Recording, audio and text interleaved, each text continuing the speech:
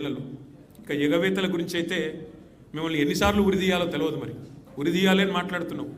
నీ రాహుల్ గాంధీని ఉరిదీయాలి. ఎక్కడ? అశోక్ నగర్ నడి చివరస్తాలో 2 లక్షల ఉద్యోగాలని చెప్పి మాట తప్పినందుకు రాహుల్ గాంధీని ఉరిదీయాలి. రైతులకు రుణమాఫీ చేస్తా అని చెప్పి మాట తప్పినందుకు వరంగల్లో రాహుల్ గాంధీని ఉరిదీయాలి.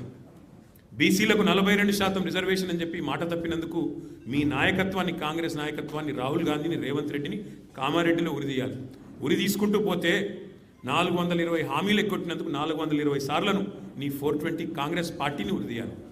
కేసీఆర్ గారిని పట్టుకొని నోటికొచ్చినట్టు మాట్లాడుతూ పనికిమాలిన చెత్తవాగుడు వాగుతూ నిన్న శాసనసభలో ఆయన మాట్లాడిన మాట బాధ ఎక్కడ అంటే, సరే ముఖ్యమంత్రి ఒక అర్భకుడు, అంగుష్టమాత్రుడు, ఒక నికృష్టుడు, ఇవన్నీ మనకు తెలుసు. సర్వభ్రష్ట ప్రభుత్వానికి ఇవాళ అధినేత ఈ ముఖ్యమంత్రి. సర్వభ్రష్ట ప్రభుత్వం ఇది. ఈ రంగం ఆ రంగం అని కాదు, అన్ని రంగాల్లో అట్టర్ఫ్లాప్ ప్రభుత్వం, సర్వత్రా విఫలమైన ప్రభుత్వం ఈ ప్రభుత్వం. కానీ బాధాకరమైన పరిస్థితి ఏమంటే, అందరి హక్కులకు కస్టోడియన్లా ఉండాల్సిన స్పీకర్ గారు ఇవాళ ఆయన బడివే అనే మాట మాట్లాడితే కళ్ళప్పగించి ప్రేక్షక పాత్ర వహిస్తుంటే ఏమనాలనో అర్థం కావట్లేదు. ఇది పార్లమెంటరీ భాషనా? ఇది ప్రజాస్వామిక భాషనా? మాకు అనరాదా ఈ మాటలు? రేవంత్ రెడ్డి గారికి నేను చెప్తా ఉన్నా, నీకు ఒక భాషలో వచ్చేమో తిట్లు, మాకు 3-4 భాషల్లో వచ్చు. తిట్టాలనుకుంటే మీ తాత జేజమ్మలు దిమ్మె తిరిగేలాగా తిట్టే శక్తి మాకుంది. కానీ ఇంత నికృష్టంగా, ఇంత అల్పంగా, ఇంత దారుణంగా మీరు ఏదైతే వ్యవహారం చేస్తున్నారో, ఇది ఎందుకు చేస్తున్నారో మాకు తెలుసు.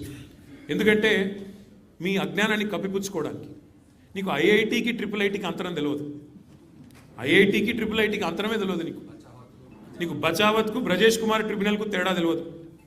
నీకు అసలు కృష్ణా బేసిన్ ఏందో, గోదావరి బేసిన్ ఏందో తెలియదు.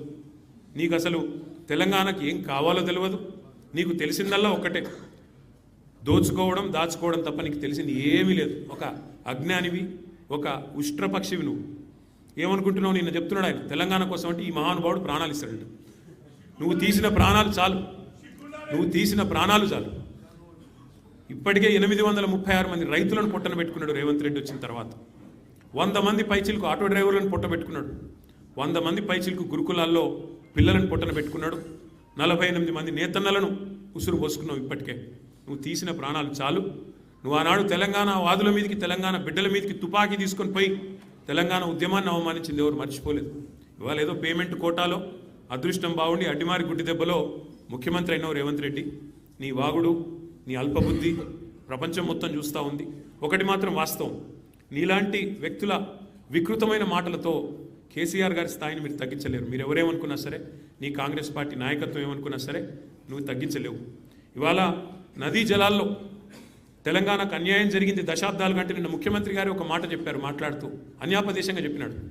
అప్పుడెప్పుడో నిజాం బాగు చేసిపోతే ఆ తర్వాత వచ్చిన వాళ్ళందరూ నాశనం చేసినారన్నాడు. తర్వాత వచ్చింది ఎవరు? 65 ఏళ్ళు కాంగ్రెస్, 17 ఏళ్ళు నీ పాత బాసు చంద్రబాబు నాయుడు నాయకత్వంలో నడిచిన టీడీపీ ప్రభుత్వమే కదా. కాంగ్రెస్ టీడీపీ కదా, దొందే అన్నట్టు ఈ రాష్ట్రాన్ని 2014 దాకా నిరాటంకంగా పరిపాలించింది.